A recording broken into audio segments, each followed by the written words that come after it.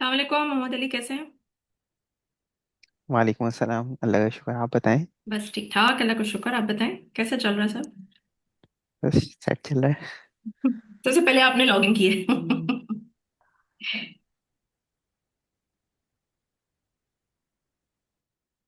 वो बाकी सब लोगों से आपने पूछा था? मुझे सिर्फ उसका मैसेज आया था, माविश का। हाँ, वो जो है मैंने पूछा था, उन्होंने महाविश ने भी बोला था, और दास ने भी कहा था कि जो है हम्म। शायद उनकी आपसे बात हुई थी पहले। नहीं, मुझे तो नहीं। क्या, किस बारे में, क्या एग्जैक्टली exactly? यानी वही जो हीलिंग वर्कशॉप है उसी के हाँ, लिए, तो वो। इलनेस से रिलेटेड। अच्छा। ओके। तो मैंने तो उनको बोल दिया था ना, ये मतलब ग्रुप में ही बोला था मैंने कि हाँ मैं करूंगी, डेट्स वेट्स को लेकर जो भी था सामने बात हुई, अलग से मुझे मैसेजेस नहीं आए। अच्छा, नहीं मैंने जो जब मैसेज किया था तो उनमें से इनका ही मैसेज आया था। हम्म। और सना ने सिर्फ अमाउंट प्राइस वगैरह पूछे थे, और जो है डेट्स पूछी थी। हम्म। लेकिन उन्होंने कुछ कंफर्मेशन नहीं दी थी कि ठीक है, चले देख लेंगे। बाकी इन लोगों ने तो कहा था कि इंटरेस्टेड है। हम्म। चले, विल सी। अभी लोग ज्वाइन कर रहे हैं, मैं सबको डाल रही हूँ एक एक करके।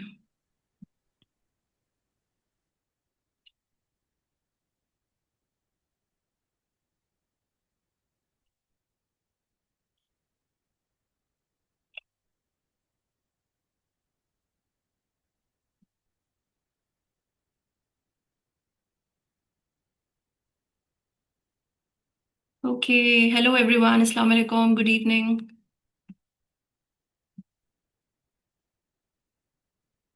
I've got few more people joining in, so let's just wait. Let's just give some more time.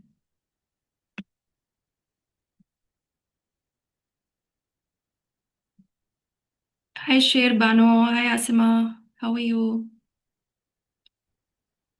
Hmm.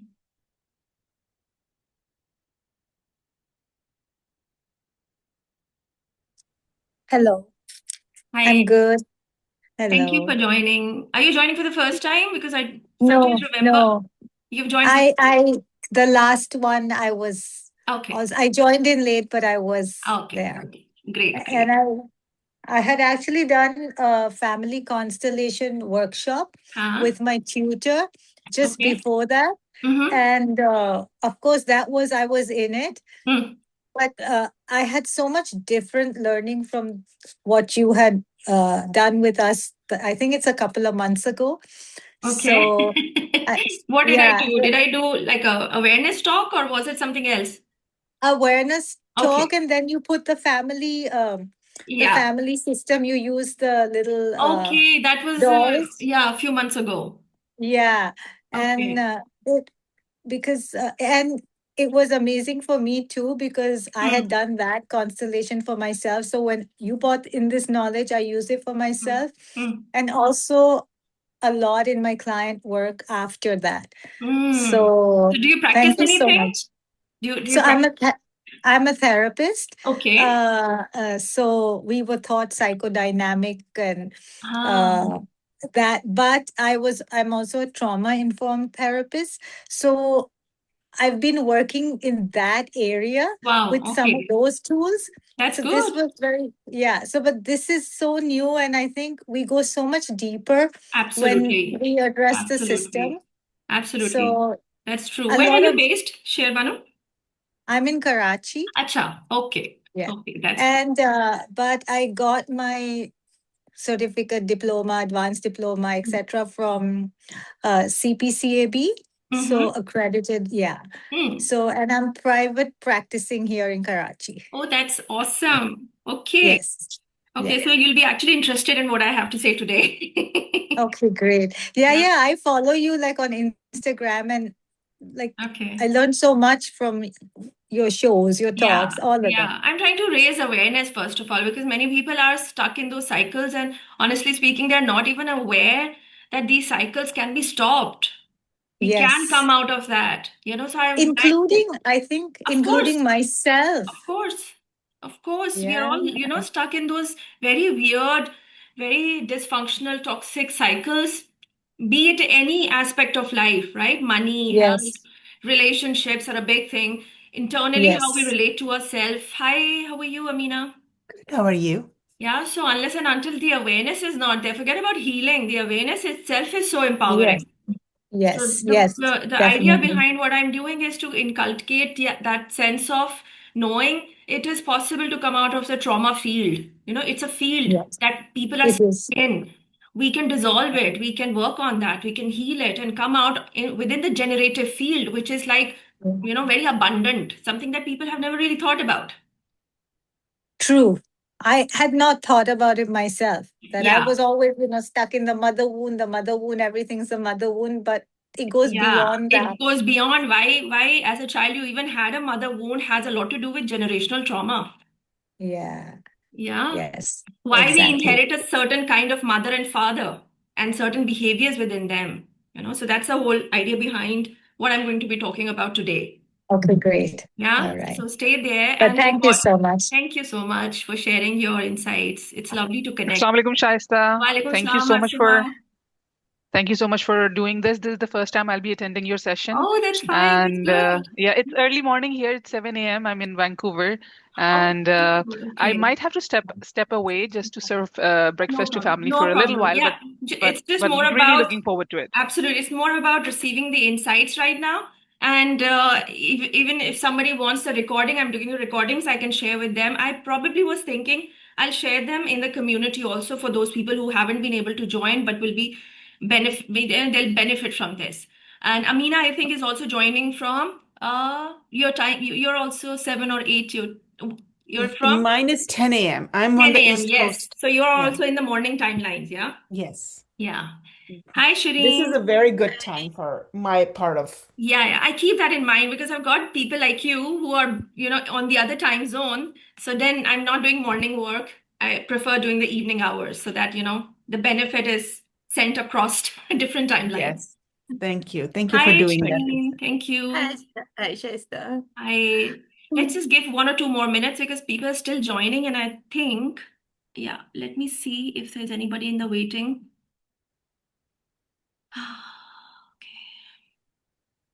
And I would prefer if any one of you can come on videos because it's not going to be a very huge group. So it's good to get that personal effect in these talks. Yeah, I can turn on my video, but I just finished my Fajr Salah, so I'm just it's okay. I'll okay. turn it on. I'm going to look a little weird, but Yeah, yeah, no, that's that's okay. fine. Hi, good to see you. Hi. Good to And I see you think we too. studied together. I know you. Yes, we went to the same school. Yes. Yeah, yeah, yeah. Good, good, Asma. I hope you remember me. I used to be a Of weird course I child. do. I don't remember the weird things about you though. It's been such a long now. Yeah, yeah, such a long time. No, I was actually a very shy person back in those days. So, Yes, that I do remember. yeah. Jessica, could you Okay. recap what you were saying About? to Sherbano about what was the goal today? Like, I understand it was Ah, not it's not just a mother wound, but it's generational trauma, and there's a field, and we can get out of it. Is that what you said? yeah. So she was just talking about her personal experience of working only on the mother wound without even realizing that it has something to do with what happened beyond that. So that is the whole highlight for today's topic that I'll be covering, which is about the personal trauma and the generational trauma. So even our personal trauma is triggered because of the generational trauma that we have experienced, that we have not experienced directly, but we are carrying the ripple effects of that. So this is what she was trying to say, and I said, yeah, it is always possible for people to stop those cycles in their lifetime before we even pass that on to our children. So most of us have children now, right? So if we don't do that inner work for ourselves unconsciously, even with all the best intentions, best intentions, we pass on those patterns, those belief systems which are very ancient. Okay, so we carry a lot of those ancient belief systems that are very limiting to us, and unconsciously we talk about them with our behaviors, with how we connect with our children, for example, without even realizing that this was created in a timeline which was all about survival, which were very unsafe timelines, and we have simply inherited them, and now we are passing this on, this belief, this behavior, this emotion, okay, to our children, and so nobody is actually free from that. So that's a whole idea of what I'll be talking about today. Just give me a minute to see if anyone else is in the waiting room, and then I'll start off with this topic. So towards the end of it, I will do a very small process with all of you. Okay, that is one thing I want all of you guys to take away from this hour's talk. And apart from that, I will also open last 5-10 minutes for any questions that you may have from your personal experience or anything else that you want to have clarity on, and I'll be very happy to answer them. Okay, so this is how I plan to do this 1 hour with you all. So let's start off with the topic, which is about personal trauma versus the generational trauma. Okay, people are still coming in. Um, so why many issues that we experience in our life in reality never starts with us, and why healing sometimes plateau. So what happens is that maybe consciously we are trying to decode a certain situation in our life. It doesn't matter if it's related to relationship or anything we are experiencing internally within ourselves. We're trying to come to solutions from a very conscious understanding. We are trying to gain conscious decoding of what to do in this situation. Okay, yeah, go on, no problem. You can continue with that.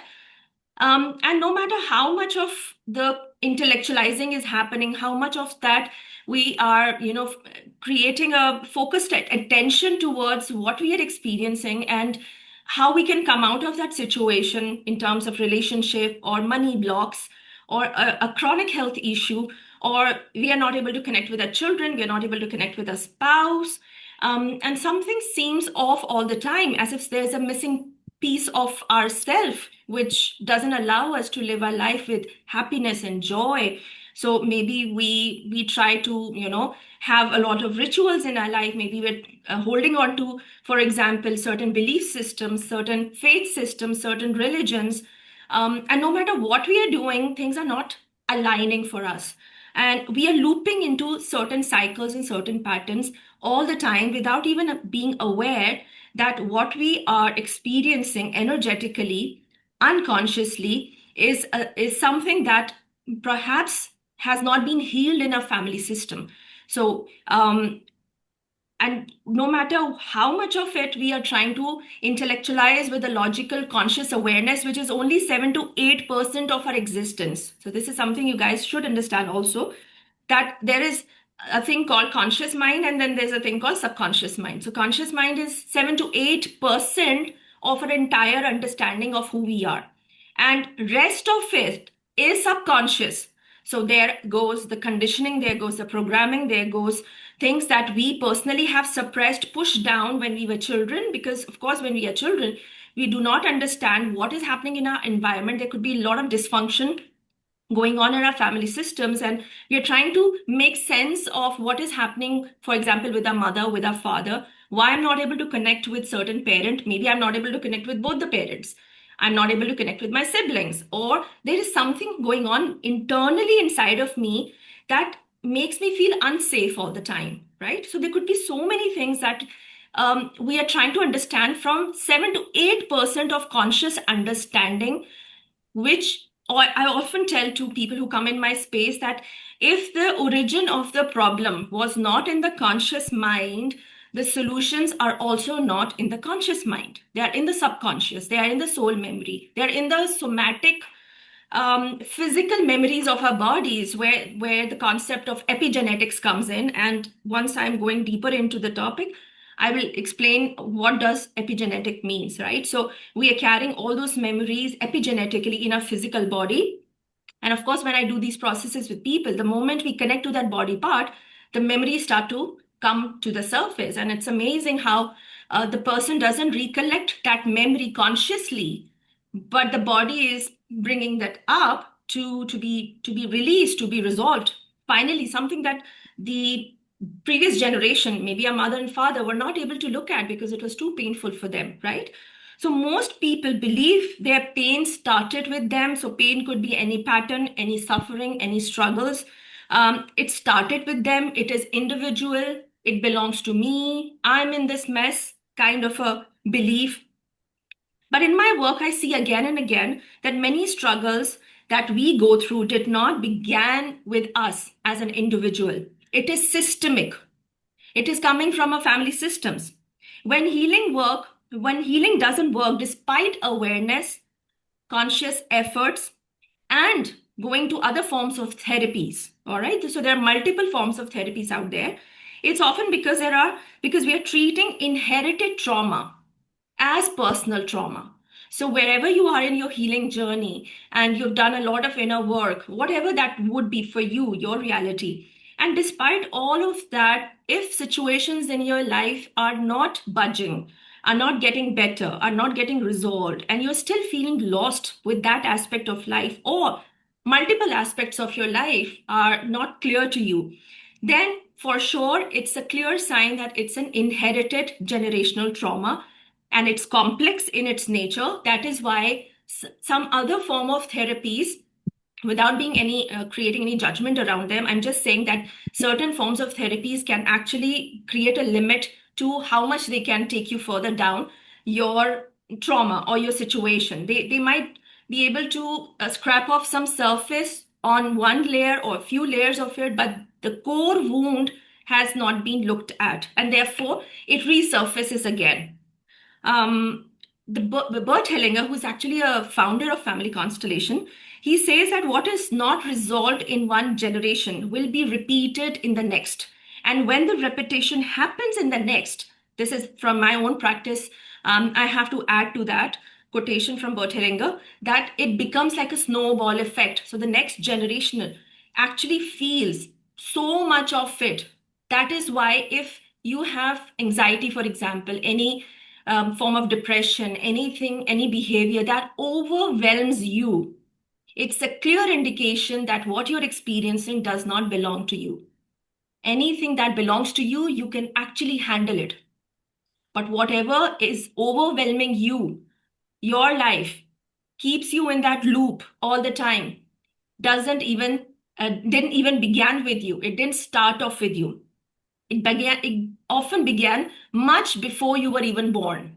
So the moment we are born, we are not born with a clean slate at all, right? And of course, when I go deeper into the topic, I'll tell you how the unprocessed trauma from your mother's line, because you share a biological presence with your mother. You don't do that with your father.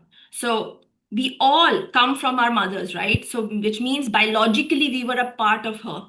So right from the beginning of the gestation period that we are in, when we are in the womb of the mother, anything that your mother has not healed from, anything that she is feeling inside of herself, but she's not able to express it because the environment around her is not allowing her to feel safe to express that. So maybe she's with a father who doesn't allow her to express her emotions fully, or maybe the father gets agitated when the mother expresses her needs, her desires, or her very difficult emotions. So what she does in that period of time is she's pushing it all down. So if she's carrying a child, the child is going to get affected by the emotional or mental or physical exhaustion of the mother because of the environment. So, lack of safety, it could be the lack of safety, for example, from the father side, because the mother is feeling when she's carrying that child that this man is not safe enough for me to express myself fully. As a mother, I'm not feeling safe. So, the mother actually, in that moment of time, disconnects from the child. So the mother is going to be disconnected from the child because at the moment it is all about her survival. So she may not be fully focused to the child, and there goes the effect on the growing fetus, where the child begins to absorb the effects of the detachment that the mother has towards the child. And of course, come to think of it, that if we were the fourth or the fifth child of this mother who already has other children before us, right? And in previous generation, I'm not sure if you guys have experienced that, but in previous generation, people used to have children back to back.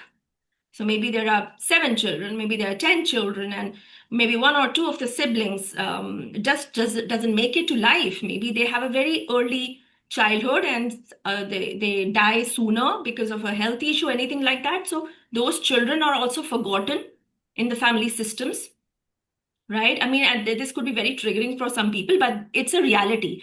And I often say that it's the truth that sets us free. So we have to understand that those souls, those children who had a brief traumatic life and something happened and then they are forgotten, as the time goes on, they're never mentioned. Nobody remembers their name, right? So that also creates a inherited cycle of trauma where the next generation is going to feel as if they don't belong, or as if they need to make sure that they survive, or they may carry the feelings what that sibling of the parent carried, that nobody was there for me, or maybe I didn't deserve to live a long life, or so maybe it was a tragic incident, maybe it was an accident, for example. So all those things that our system went through, has not acknowledged, has not healed from, and because of those tragic incidents, a belief is also formed, right? So if there was such a accident or such an incident where young deaths have happened, now a belief will be formed, for example, with our parent, if a parent belongs to such a system, that children should not be naughty, or children must not play outside of the place, so because it's a possibility that an accident can happen. So parents maybe become hyper vigilant for the next generation. They would want to make sure that they are, so parents become like a whole helicopter parents. I don't know if you guys have heard of that, but they want to make sure the children are safe, and in doing so, they are also instilling a lot of fear in these children. We have to see where this fear is coming from first. What shaped our parent the way they are? Yeah. Okay, let's move on. So let's first understand what is personal trauma, and then I'll explain what is generational trauma in detail. Personal trauma is a trauma that happens directly to you in your lifetime. So you can easily recall it, right? You have a memory of it. It happened to you. You remember it. There is a story around it. If somebody asks you any question regarding that trauma or that incident, you can relate to it. You may have reactions to it because things are not resolved, right? So when you're narrating that story of your childhood, even if it was 20, 30 years ago, you still feel something somatically in your body coming up, which means that trauma has not been resolved, but it is personal to you. And such trauma, which is personal to you, responds very well to talk therapies, to other forms of surface level therapies, like, for example, hypnosis, where your mind needs to just go through that trauma and finish the cycle of it and come out by reframing the story around what had happened 20, 30 years ago. So you're able to reprogram your mind through hypnotherapy, for example, right? And it works well. The person may start feeling better because it was related to their own personal story. The person can actually acknowledge that, yes, this happened to me. So that is personal trauma. And personal trauma usually also comes from childhood neglect. Okay, so maybe you've gone through a parent who neglected you, could be a mother, could be a father. Sometimes in my practice, I've seen it with both the parents. The child felt as if they were neglected and their needs were not met. Maybe if the parents were physically present, but emotionally they were not available. Why? Because often what I've seen is that parents have to provide food and money and stability and things like that. So the whole idea of parenting revolves around making sure basic needs are met. All right. So the emotional food, it is a food for a child. And often people are not even aware that that was a trauma, that this is what they needed to be attuned to their parents, but parents were not attuned to them because of the survival instinct. Yeah. Or they maybe had a parent who was very critical, they would always criticize, put you down. The love between the child and the parents was very conditional. So there were conditions involved, transactional, right? It was not based on unconditional love. So children learned growing up with in such families that I have to perform in order for my parent to look at me or acknowledge me. or love me. All right. And people often do not understand and associate trauma with this neglect. They often do not realize that it's the child part of them that went through that trauma. Even the adult mind will probably dismiss and say that, my parents did whatever they could. It's a common thing I've heard all the time. My parents didn't know any better. They did what they could. But these are the issues that I'm dealing with right now. And when we go back in the healing processes, what uncovers is that the emotional food, the nurturing that the child needed in that moment of time was never provided to them. So that now they are seeking it maybe from their partner, that emotional nourishment. And the partner will start feeling burdened by that kind of an expectation. So such a person who was emotionally malnourished will attract a partner who will continue to make them feel malnourished emotionally. Physically, the partner would be there, just like the parent. Emotionally, the partner will not be there, just like the parent. Why? Because the cycle of the childhood has not stopped. It's still going on. Then, personal trauma can also be experienced through the form of abuse, whether it's emotional, physical, sexual, right? Or in the form of incest also, which is done by the family members, sometimes fathers, sometimes brothers. That, of course, is a trauma as well. By bullying, sometimes the first bully of a child, in many cases, what I've seen is their own parent who was supposed to love them unconditionally, right? But they continued bullying them, maybe body shaming them as well. Then, in the form of sudden loss or illness, so losing a parent suddenly through illness, through accidents, again, that's a personal trauma. Unsafe or unpredictable environments. So sometimes what I've seen in my practice is are these cases where the child, with the adult child, of course they are adult now, but as a child, their parents were so much focused on providing financial stability that the child was left for 2 to 3 years with their grandparents. And they can't connect the dots that this too was a trauma for the child who actually was not worried about whether the financial stability is there or not. But the child's psyche was more interested in if my parent is with me or not. Right? So that also creates attachment wounds. This kind of a child who is left will feel abandoned, even if the grandparents were loving.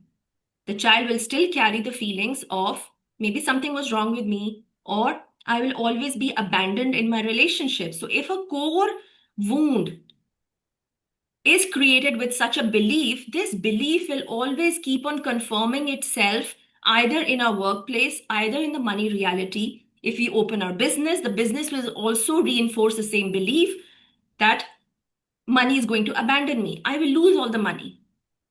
So we have to see what really happened in their childhood for them to create such a reality, to manifest such a reality. And of course, they will also attract partners who will keep on reinforcing the belief that I will be abandoned. So they may want to cling on to their partner, but the partner is not interested in that. Until and unless we do not heal that core wound from our childhood. So I'm still talking about the personal trauma here, and then I'll connect it to the generational trauma. So the betrayal and the abandonment wound is a trauma for the child, right? Even if we have grown up into adults thinking, oh, that chapter is closed, I've moved on, I've got other things to do. But when we work at a very deeper level, all these things begin to come to the surface that the person has only pushed it down because they didn't know how to deal with it. So the safer way for many people is to suppress it. But so the body can only hold on to a separation for a certain period of time. And I often see that timeline could be around, I would say, mid 20s to mid 30s. That is how long the body can hold on to that suppression. And after that, after mid 30s and late 30s is when the suppression gets, exposed through life circumstances, and things begin to get triggered. And people are like, oh my God, now I'm feeling panic. Now I'm feeling this anxiety. I've got a depression all of a sudden. all of a sudden I don't love my husband, I want to be with somebody else, or my husband is cheating on me, or I'm losing all my money, so or a health issue also arises, right? So all these things are because the suppression was going on, and now the body can't hold on to that very dense energy. And of course that dense energy is also coming from our family systems. It is again not personal, right? So only for a certain period of time the body can contain all that dense, traumatic energy within us, and then it explodes. And the explosion is what often people say like midlife crisis, or sometimes we refer to that as awakening in spiritual terminologies. So people start going through the awakening cycles where their ego self cannot identify who they are right now. They start to change, and change is very uncomfortable for many people. But um, of course there is a payoff in that also, and unless and until we don't heal the parts of us that are coming to the surface, awakening can be a very long period of time and can be very painful if you remain stuck in those cycles. And we call it fate and destiny, that this is what my destiny is, this is what I'm fated to go through, uh, you know and maybe there is no other reality. But I have to say, acknowledge that of course this is not true. This is just the ego mind telling you, oh my god, I'm doomed, I'm collapsing, and I may not be able to sustain this forever. But once we start the inner work, we see the brilliance behind these very difficult circumstances that come to the surface for us. So personal trauma also affects our nervous system regulation. So you may start having all these difficult, very dense emotions such as anger, rage, depression, anxiety, sadness, grief. These are all the emotions that people do not want to experience. And these emotions are, according to constellation term, excluded. We exclude all these difficult emotions such as sadness and jealousy and anger and rage, and we have judgments and opinions about these emotions. However, once we begin to do the inner work and we look at them, they actually become our resources. I don't know if how many of you can understand that, but maybe this is another talk and I can explain that in another one. But actually the shadow aspects, the shadow emotions that we push down, we don't look at, actually becomes our resources. They strengthen us when we find the courage to look at them. Okay, so I'll give you a few more examples from the personal trauma perspective. A child criticized constantly becomes an adult who doubts themselves. They may also feel that if I make a decision, if I take a decision, something will go wrong. So their growth remains paused. They are not able to go beyond a certain reality because they're constantly criticizing and doubting themselves. And of course, because it's coming from their shadow aspect, from their own childhood trauma, they continue to attract more of those experiences where they will continue to confirm that something is wrong with me. And the self doubt will be confirmed again and again. Then another example could be a child who had to grow up fast. A child, maybe in the early teens or mid teens, went through some trauma, maybe they lost a father or something like that, and had to grow up fast. Or maybe the mother and father abandoned the child, and the child had no other choice but to sustain themselves, right? So, such a person may struggle to rest or to receive more from life. Okay. So people who say that, oh, I grew up independent, I grew up independent sooner than my age, is actually a trauma effect, right? A child ignored emotionally can become a people pleaser. So these are all examples of personal trauma. Not all trauma begins with personal experience, and that is why I want to connect it with the generational trauma. All right. Why we experience these personal traumas of experiencing a father or a mother who criticizes us, who judge us, who abandon us, who neglect us, has a lot to do with what happened generationally. Even if there was a womb trauma where the mother is emotionally disconnected with the growing fetus, has a lot to do with what happened in the generation, especially from the maternal line. So through family constellation, we look at what happened to the mother of this client, of this person, to have not have been able to connect with the child, which could be us. So why my mother was never able to connect with me when she was carrying me? Why was she too much into survival? Why was she disconnected from me? Why she had a partner who would not be there for her fully and make her feel alone in her journey of creating a child? Or maybe she is so much involved into surviving day to day that there is no other time for her to really relax and sit with herself and allow nurturance to come to her. So maybe she is overworked also at home. Maybe she is a housewife. She has to stay home, but she's so overworked that she doesn't have time. So the child I've seen in my sessions, guys. So if it's a woman who was a baby, child in the womb, um, absorbs a lot of exhaustion of the mother. If the mother was overworked while she was carrying such a daughter, such a child, she grows up carrying a lot of exhaustion and tiredness in her body. She may try to do similar to her mother. So she may do a lot of housework, she may do a lot of outside work, she's taking up too many responsibilities, and she's overworked, overtired, overexhausted. Why? What happened to such a person to have experienced such a cycle, and she's not even realizing that she is actually an extension of her mother? She's actually continuing what her mother created for her when she was carrying her, right? So we have to see where this is coming from. So generational trauma is any trauma that is emotional, psychological, and nervous system based trauma passed down through family line, even if the events never happened directly to you, which means you may not have a conscious memory of it. You may not even remember it. You can't even recall it. There is no story for you in it. It is transmitted through family systems, again, very energetically.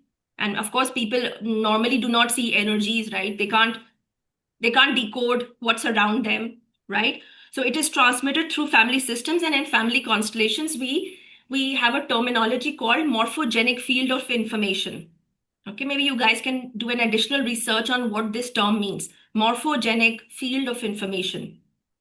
It's a scientifically proven phenomena that says that whatever happened in previous generation is never forgotten.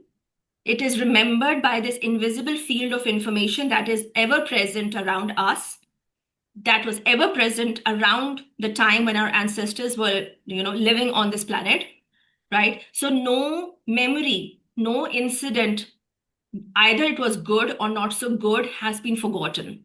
So when I'm doing family constellations processes, that epigenetic memory through morphogenic field of information gets activated. And because I'm trained to look at it, I'm trained to translate those subtle energies, I can actually easily see where your trauma is coming from, where your patterns are coming from, where your sufferings are coming from. Of course, but we have to go through that process to decode all that, right?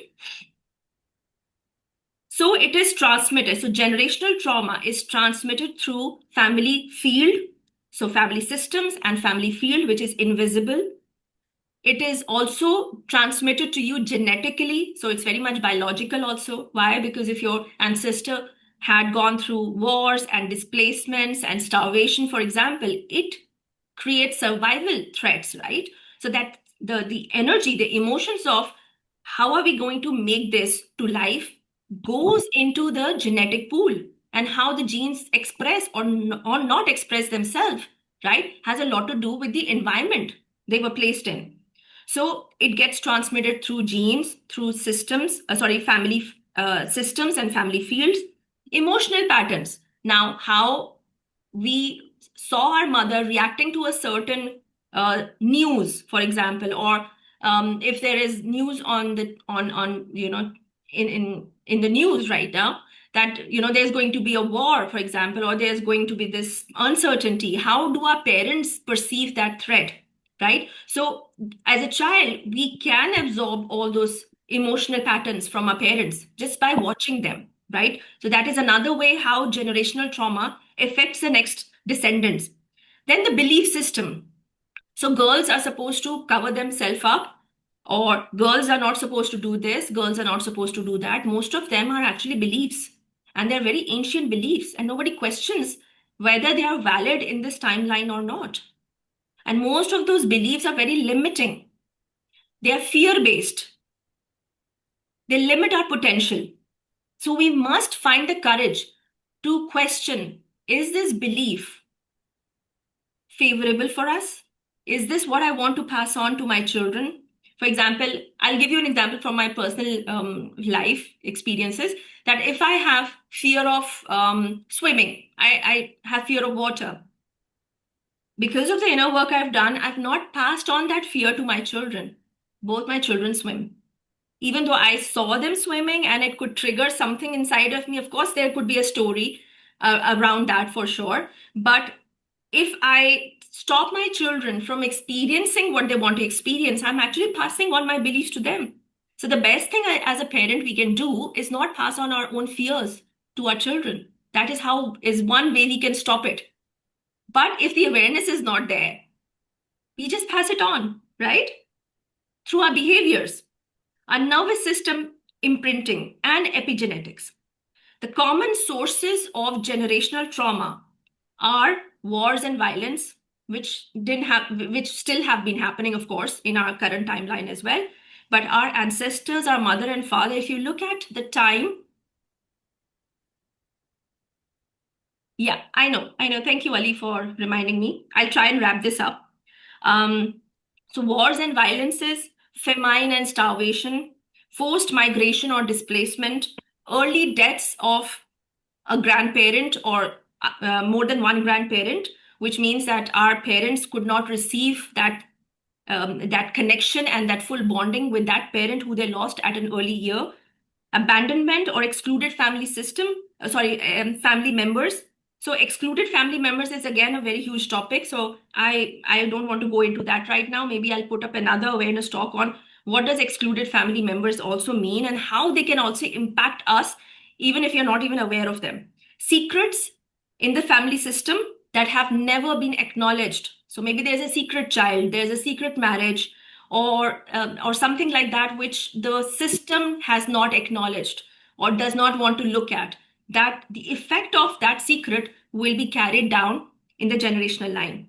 A grief that has not been processed by the grandmother will be carried by the granddaughter or the grandson. All right, so this is another example of that. Poverty and survival consciousness. All these are generational traumas that, if never healed, never dealt with, never resolved in the psyche of the family system in which we are born, will be passed down to us, and we will call it fate, we will call it our destiny. So the body, emotions, and the life patterns of children and grandchildren become the place where the family's unfinished stories live and repeat.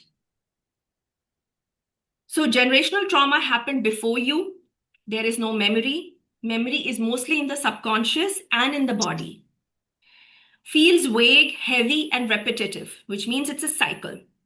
Therapy may get stunned after a certain period of time. There is no movement happening. There is no, you're not able to scrape it any further.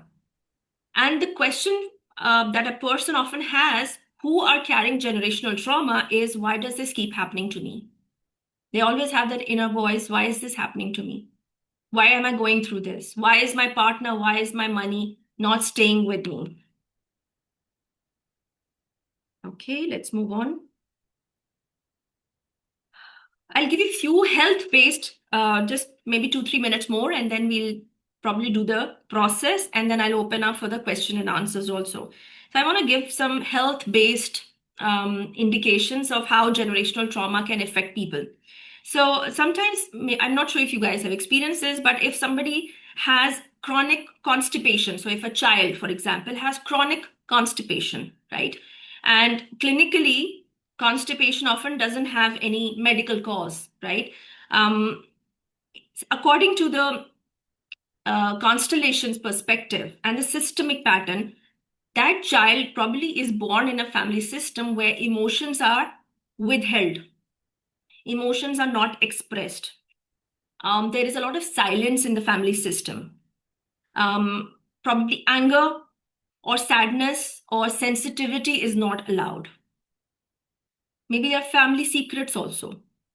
And the child is to off so the child who's probably going through such a physical experience is also told to be quiet. So the child is experiencing a personal trauma where the parent is silencing the child and wanting them to behave in a certain way. So that triggers the generational trauma where women were silenced, maybe, or there are family secrets. So the personal trauma that we all experienced was actually an extension of the generational trauma. Do you guys understand what I just said? So, whatever we have experienced in reality is never individual. It is always systemic. It is always coming from previous generations. And that is why it gets triggered in our childhood in the form of abandonment, in the form of sexual abuse, maybe. Often in sexual abuse cases, I've seen that there were previous generations, maybe the mother, maybe the grandmothers, they went through something similar, but never voiced it out. They were shamed, they were silenced, they repressed that, and the next generation maybe are also experiencing sexual abuse of some form. And such a child is always carrying that feeling that maybe something is wrong with me. I keep attracting abusers, I keep attracting bullies. Maybe she also goes through marital rape, marital abuse, right? So we have to see systemically what has happened, why this person is experiencing this is never isolated. It is always coming from previous experiences in that generation who have not healed from it.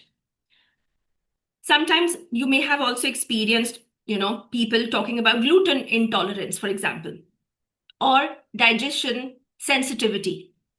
On the surface level, medically, it seems as if there is food intolerance. Maybe the gut line of the stomach is inflamed, or maybe they need to stop eating a certain food, or maybe they have bloating and things like that. And then they are put on medications. But from the systemic perspective of family constellation, what is seen and what comes up in such cases that their ancestors experience either starvation, malnourishment in terms of food, famine, war, or some form of food scarcity.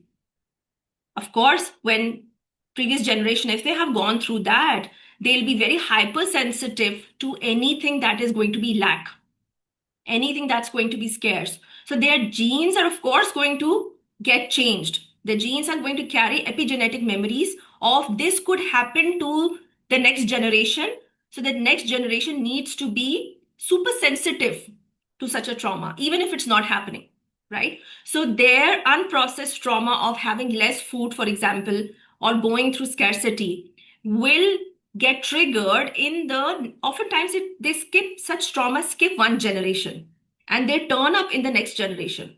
So our parents probably were carrying these genes, but in their life it never got turned on. The gene never expressed itself. So when they had us in our lifetime, we begin to experience something similar that our grandparent or great grandparent experienced, and we can't even make that connection. We can't connect that what I'm experiencing right now, for example, gluten intolerance was something that 2 generations ago was a lived experience of a great grandfather or a great grandmother or those children who were malnourished. So their lived experience becomes our somatic, symptomic experience in the body, even if we have enough food. Okay. Um, Quickly, I want to add about addiction and substance dependence also, which is like a big thing in many societies. So, from the personal lens, maybe we feel that this person is trying to cope up with something. Maybe they're trying to distract themselves by consuming drugs or alcohol or gambling. So, there are different forms of addictions in reality. But from the family constellation perspective, we actually go to the root cause of it. So, such a person in their childhood probably had an absent parent. All right. Oftentimes, if that parent was also addicted to something, the child is unconsciously going to be addicted to something also. So, that there goes the loyalty side of it. So, family constellation always talks about unconscious, blind loyalty towards a parent. So, if that parent was judged for being addictive, right? So the child is unconsciously going to attain and retain that behavior. Why? Because of the loyalty and because of the judgment. I don't know if you guys can understand the judgment part of it, but it's like if we judge something, so if the mother judged something, judged the father for their addictive behavior, unconsciously the child is going to exhibit the same behavior so that the mother can drop the judgment. So when the mother can look at the father, not with the judgment of being addicted, but from a place of compassion and understanding that my husband probably is addicted because he lost a parent in their early childhood years. And that pain is too much for them to process, so they numb it down by alcohol or by drugs or anything like that, right? So the judgment, once the judgment drops, is when the pattern also dissolves. All right, I think I'll end it here. Let's do a small process, guys. And I would appreciate if some of you can come on videos, but it really helps. Otherwise, I can only see few people on the videos. Let's do a 5 minutes of mini process, I would say, with all of you. I think I'll do it very intuitively. Okay. I want all of you guys to think of any issue of your life, any issue. Doesn't matter. Like it could be in terms of relationship, it could be something that you are feeling inside of yourself, maybe like an anxiety or feelings of being lost, for example, or if this is something to do with your work life, with your money reality, or any health issue. So you can pick anything for yourself. And we're just exploring, huh? I'm not saying that it may make sense for you. Maybe there will be deeper issues that needs to be looked into before it makes sense to you, but let's explore it. So think of anything like that. Maybe close your eyes, guys. And take few deep breaths.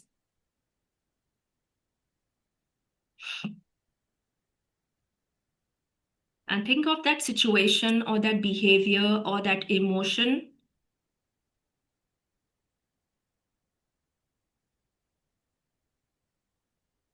Whatever that is. In your mind's eye, can you look at that situation, that behavior? If it's a person, so can you look at that person, that situation, that behavior, that emotion, whatever is your reality you are working with right now? Can you just look at that in your mind's eye? Can you explore how does it appear? How does it look like? Is it near? Is it far?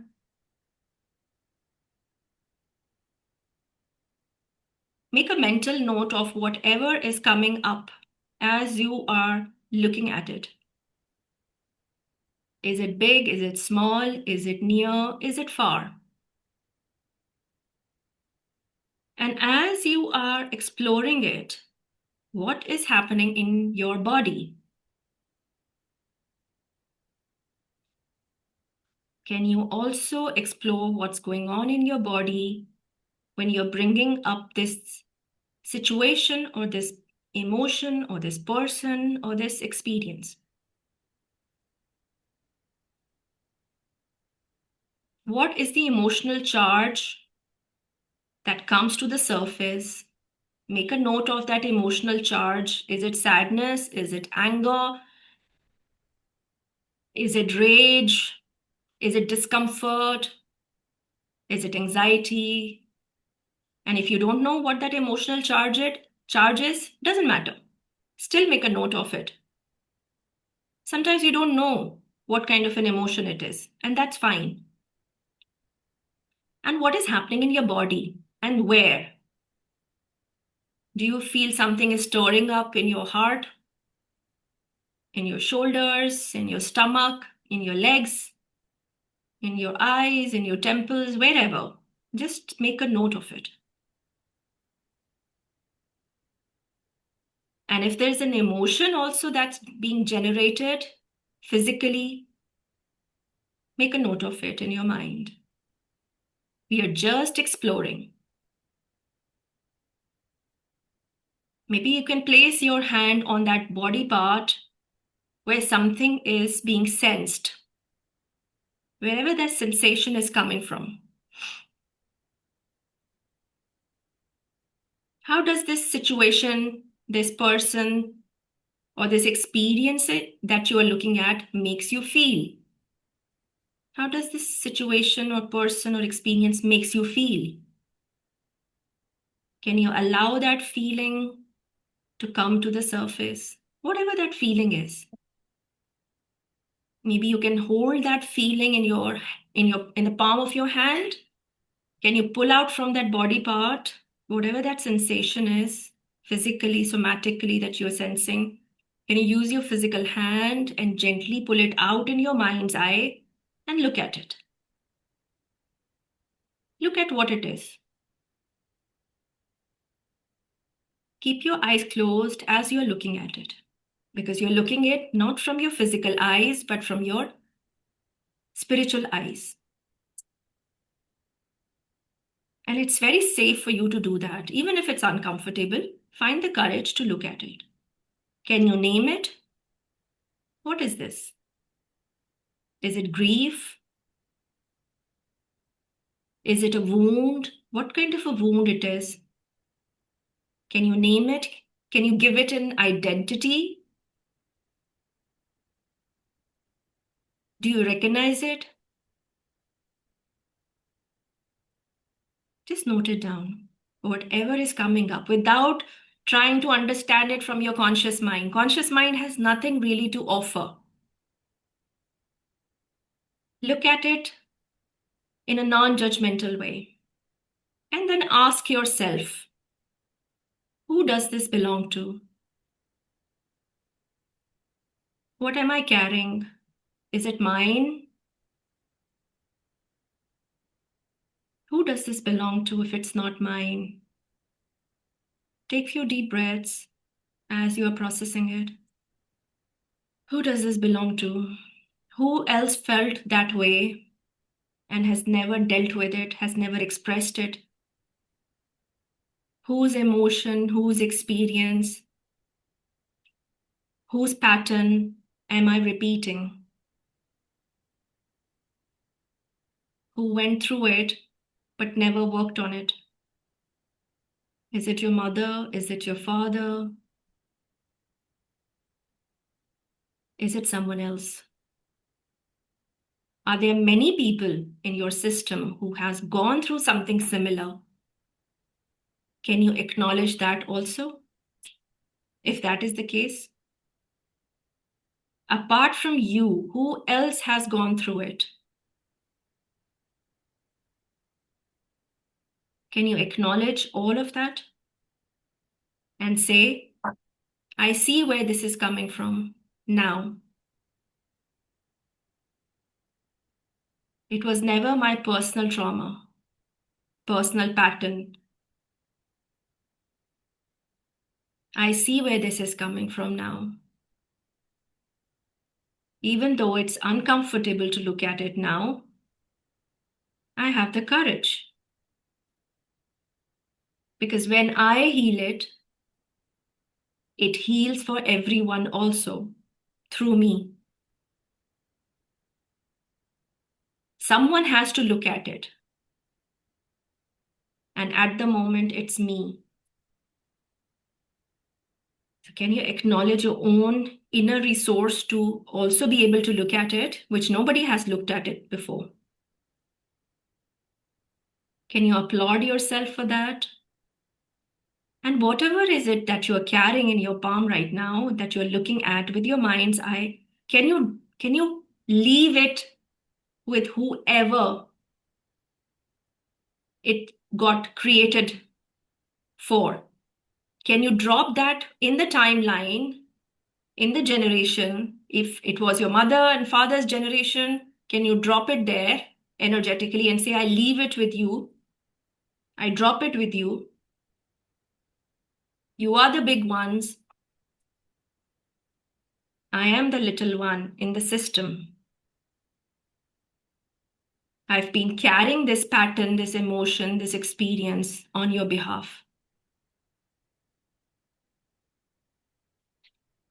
But it doesn't belong to me. I leave it. Take a few deep breaths if you're able to do that. Whatever you're able to do out of what I'm saying, there's no pressure to perform here. Whatever you're able to experience right now. Or if it's coming from behind your mother and father, look at it gently, where this pattern was created. And also become aware as you're exploring that, see, your mother and father were also carriers of it. Their their experiences were also not personal to them. They were also carriers of those patterns and those belief systems, and they didn't know any better. So can you leave it in the timeline wherever? Maybe you can say something like, I leave this wherever it was created. Even if it was 3, 4, 5 generations ago, I leave it with love. I've been very loyal to my system unconsciously. Unconsciously. It's a blind loyalty that we all carry. I leave it. And I allow more of who I am to come to the surface. I allow my authentic self, even if I don't know what it means, to come to the surface. Take a few deep breaths. Note down anything that you need to receive as an insight from this very small process I did, and open your eyes whenever you're ready.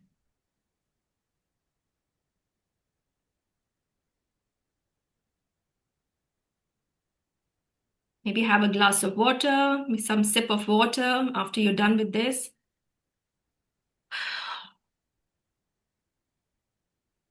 And if anybody wants to share anything, we have a good, I think I can have 10 minutes more to wrap this up nicely. If anybody wants to share anything, have any questions, yeah, please. I mean, welcome. Yeah, I just want to quickly share my feedback. Sure, sure. I realized that being alone is a Mm, fear for me, and it came up, and I was thinking about it. I mm, felt completely breathless for some time, okay, and yeah, I so probably yeah, this is the first time I've done this exercise. So yeah, this is what came up for me. Yeah. okay. Were you able to, in your mind, whatever, who who also could have felt that fear of being alone? Who was alone? When you were growing up, who did you felt alone? I'm sensing maybe your mother. I don't know why that word is coming to me. Could be, I don't know. Yeah. So loneliness is a very relative phenomena. People sometimes still feel alone even if they're around people, even if, Mm. in their personal relationships, and, parent is there, child is there, husband, friends. Despite having all of them, if the feeling of being alone is still there, it is systemic. It is coming from behind. So that's a concept called entanglement. So we get entangled to an ancestor who actually went through loneliness or were excluded. So they went through exclusion, means maybe they did something different than the rest of the family expected from them. And because of being different, maybe they were ostracized, pushed out of the system, never connected with, or judged and shamed. So a descendant will be born in a system who will start feeling what that ancestor who was excluded felt.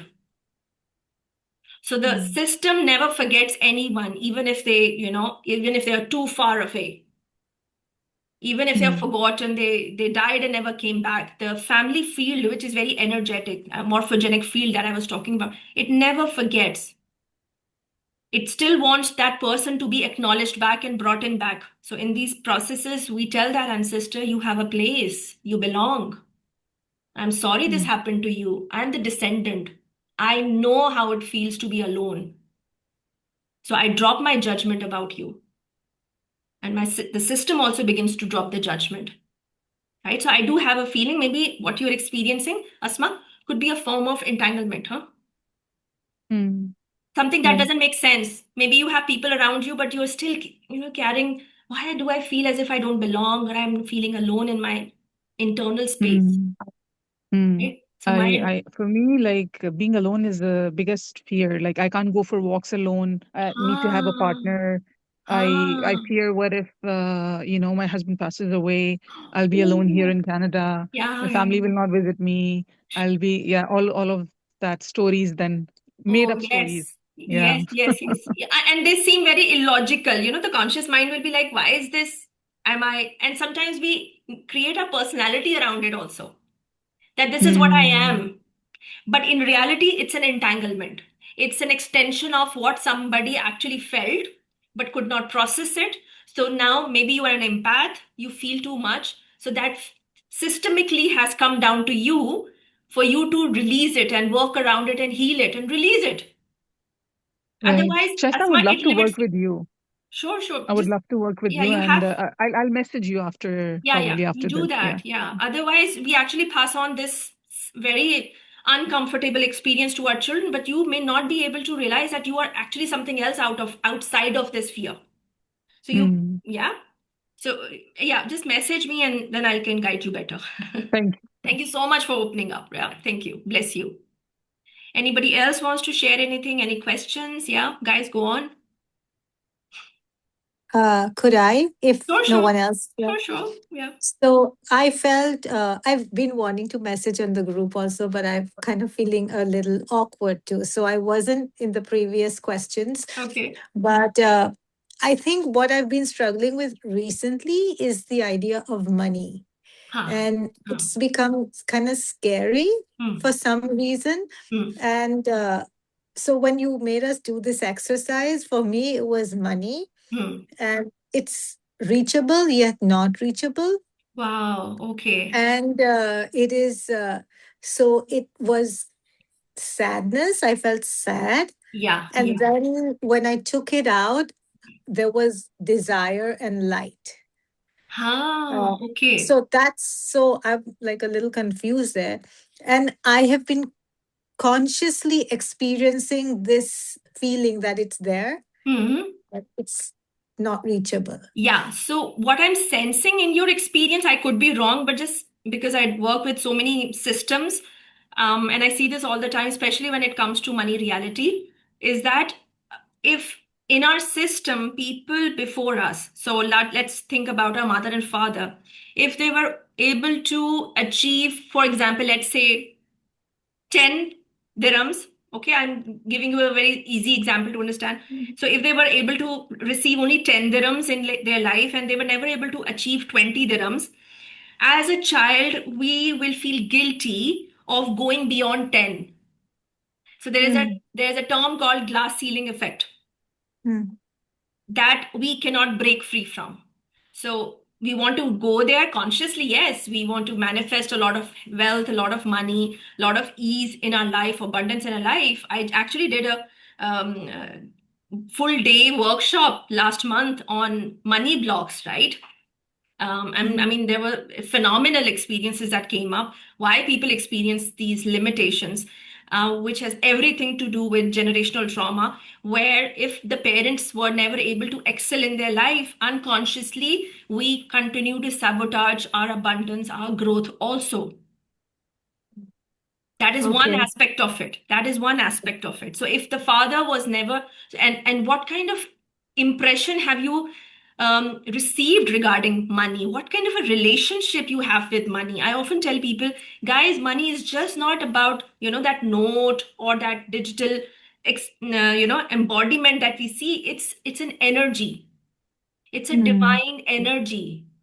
It has a presence, it has a intelligence, it has a consciousness. So what kind of a relationship do you have with money?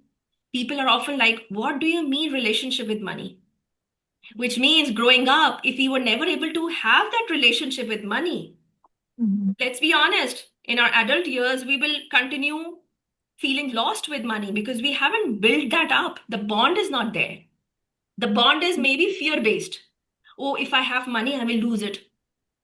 Oh, mm, With hard work, we have to make money. Money comes with hard work and efforts and struggles. It's not easy to make money. Oh my God, these are all beliefs, limiting beliefs. And they're very much passed down generationally, and nobody questions them, even if they have the experience, they have the potential, they have the skill sets, right? They have good educational qualifications.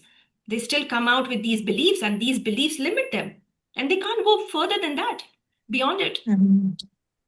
right? Okay. So through Yeah. constellation work, we break that. Oh, okay. That is the that So why am I doing all this? Is because I want people to understand that there is a way out. I have gone Very good. through limitations myself. I've gone through money trauma, right? There was a time when I didn't had money in my life and I was struggling big time. The constellation actually helped me break these limits around me that I was entangled with. I couldn't go beyond my father. I couldn't be successful at my workplace. I was always losing my job, losing my money, right? Felt rejected at workplace. I mean, it's a long personal story. Yeah. Yeah. Yeah. Yeah, but I hope you understand that, there is, Yes. yeah, these Yeah. are patterns that most therapies do not dive into, unfortunately. Absolutely. You Yes. you could have tried hypnotherapy, you could have tried NLP, you could have tried energy healing work, chakra balancing, and things like that. And it's not getting better, which means it's not your personal trauma. You're a carrier Mm. of a generational trauma. Let's look into that. Okay. Okay. Yeah, thank All you, right. Shivano. Thank Thank you you.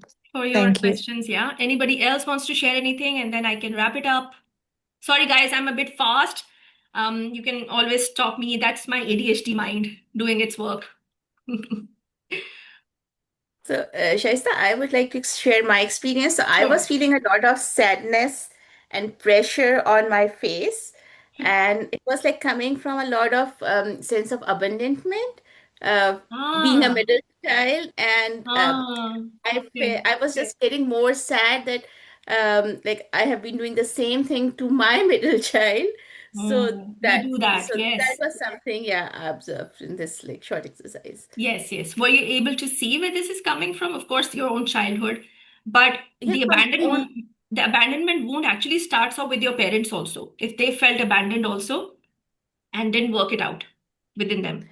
Yeah, so I could feel like because it was my personal my personal trauma as well, Hmm. and I'm the middle child of my siblings, and then like it's probably my mother is the middle child too, so it's probably Yes. coming from the Yeah. I'm not generational and personal mix or what, Absolutely, but yeah, absolutely, absolutely. And what happens with abandonment wound is that you attract, situations and people and partner where it's reinforced again and again, where their fear of being yeah, abandoned will keep surfacing up. Maybe the partner may make you feel that, he'll abandon you or he rejects you. So you have to, you create a certain attachment style around it also, right?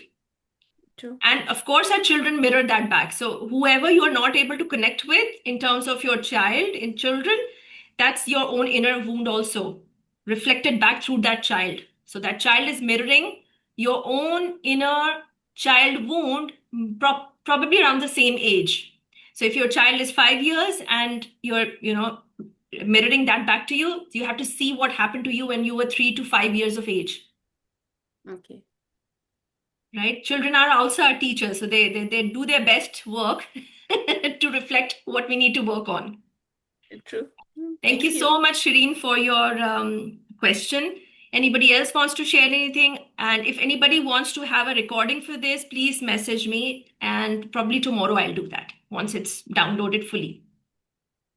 Thank you, guys. I think let's call it a day and wish you all the best. And hopefully, I'll come up with something new as well. And if there's any topic that you want me to talk on, something that interests you, I mean, I'm happy to formulate around it also.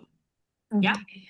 Thank you. Thank you very Thank you so much. Just one much. Thank you Thank you. question, so Shasta. much. Just Amina, one yes. quick question. Yeah, Do sure. you think you could do like a series of a few days a week around seven, your time, 7 to 10, something like that, few days through the week? Like, some of your sessions are long days in Dubai, but they're like all night for us. Is that Yeah, yeah, something? I know, I know. I think earlier in the January when the year started, I was thinking of how to accommodate people like you who are in the other time zone. Yeah. If that's an option, and if it could be a It is, month of long or course. two I mean, month I'm a long, late even if it's sleeper. once a week. So I'm a late sleeper. I sleep at around, 2 o'clock or 1:30 in the night. So I don't sleep early. So for me, that's an option. I can. And I don't work early in the mornings of Dubai. My Okay. day starts in the afternoon of Dubai. Okay. So for Okay. me, it's practical. So let me sit Okay, with sounds that. good. So Let me something sit like with that, that. but Yeah. sounds wonderful. Yeah, I Perfect. will Thank you. definitely come back to you guys with that. Thank you Sounds so good. much. Thank you, Amina, for your suggestion also. I'll look into it. It's a Take very care. selfish suggestion. Thank you. Thank you. Bye, Sakina. Talk to you soon. Take care. Bye-bye. Bye-bye. Bye.